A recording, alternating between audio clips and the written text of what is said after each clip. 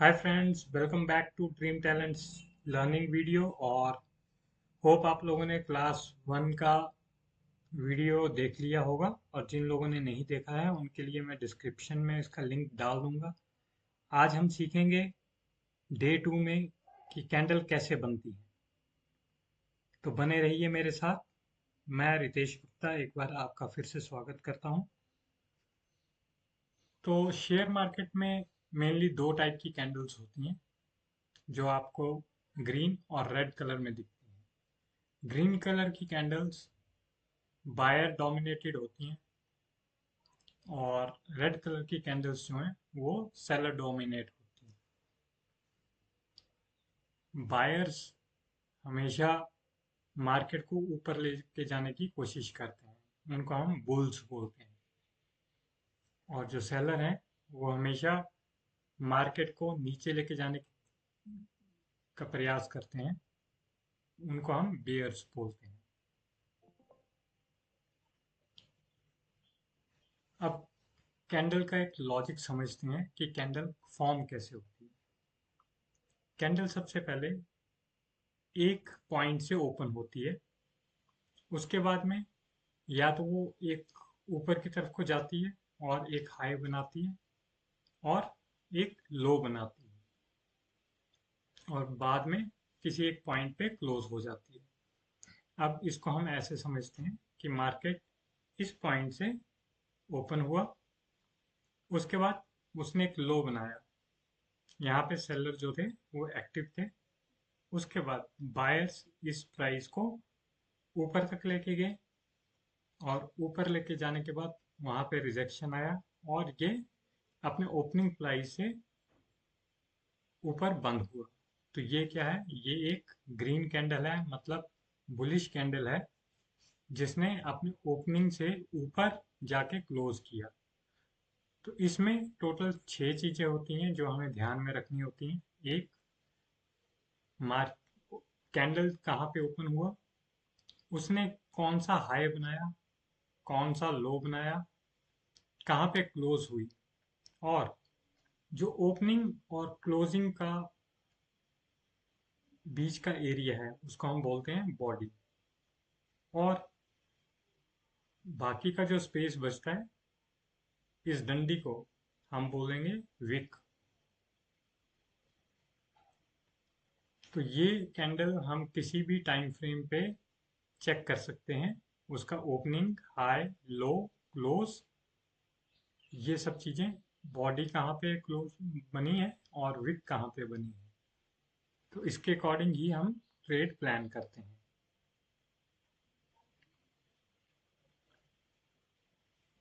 अब जो बायर्स होते हैं वो कैंडल को ऊपर की तरफ को लेके जाते हैं और सेलर्स जो हैं वो कैंडल को नीचे की तरफ लेके जाते हैं। जिस भी तरफ की ताकत ज्यादा होती है उसी साइड का जो बियर या बुल है वो जीतते हैं।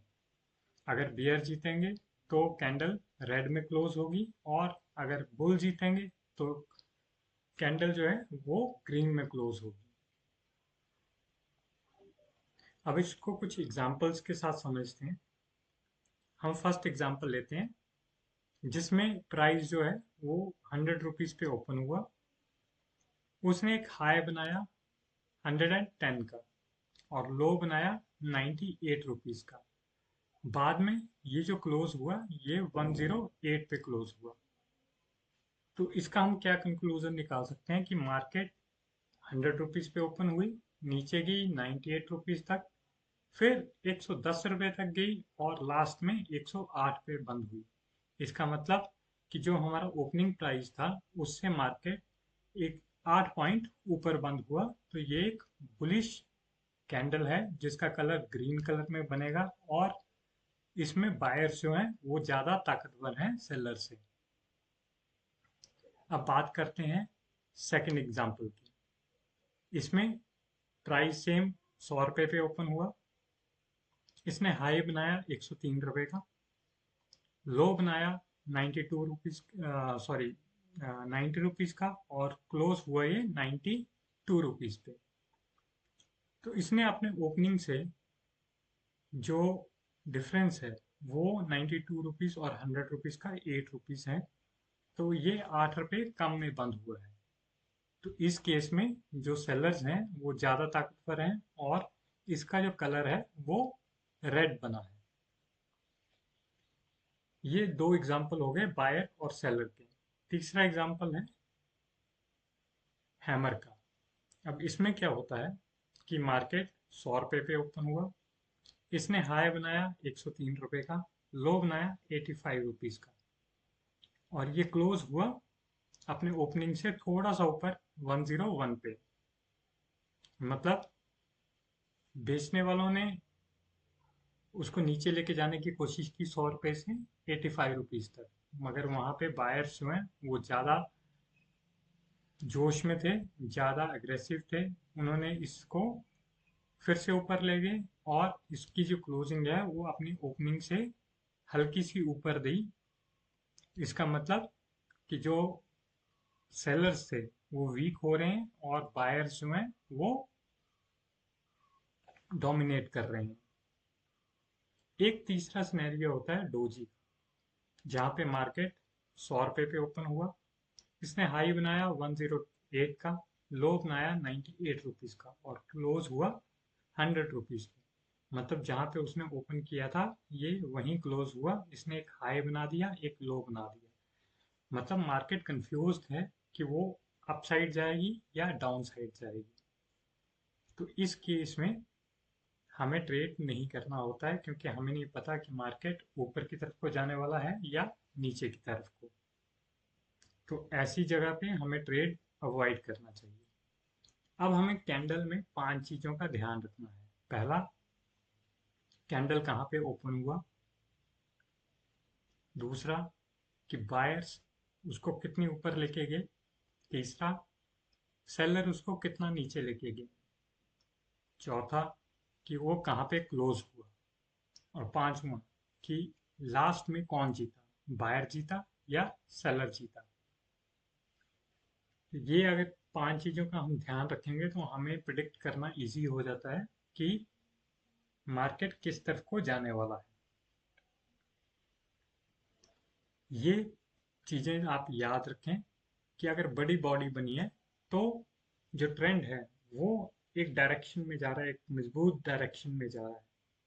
अगर छोटी बॉडी है और लंबी विक है, इसका मतलब कि मार्केट अभी कंफ्यूज्ड है कि वो किस तरफ को जाने वाला है। अगर रेगुलर ग्रीन कैंडल्स बन रही हैं, इसका मतलब बायर जो हैं वो हावी हैं सेलर्स पे।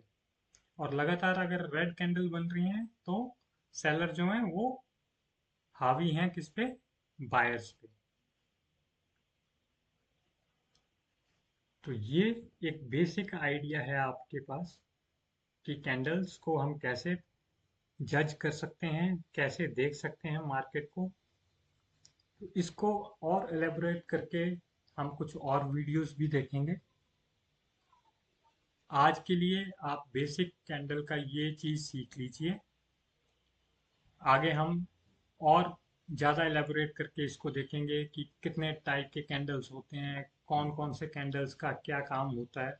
ये सब हम नेक्स्ट वीडियो में देखेंगे। मिलते हैं नेक्स्ट वीडियो में। तब तक के लिए अपना ध्यान रखिए, और जिन लोगों ने अभी तक मेरे चैनल को सब्सक्राइब नहीं किया है वो जल्दी से चैनल को सब्सक्राइब कर लें। और जिन लोगों ने सब्सक्राइब कर लिया है वो कमेंट करके ज़रूर बताएं, और अपने दोस्तों के साथ मेरे चैनल को शेयर करना ना भूलें। Thank you.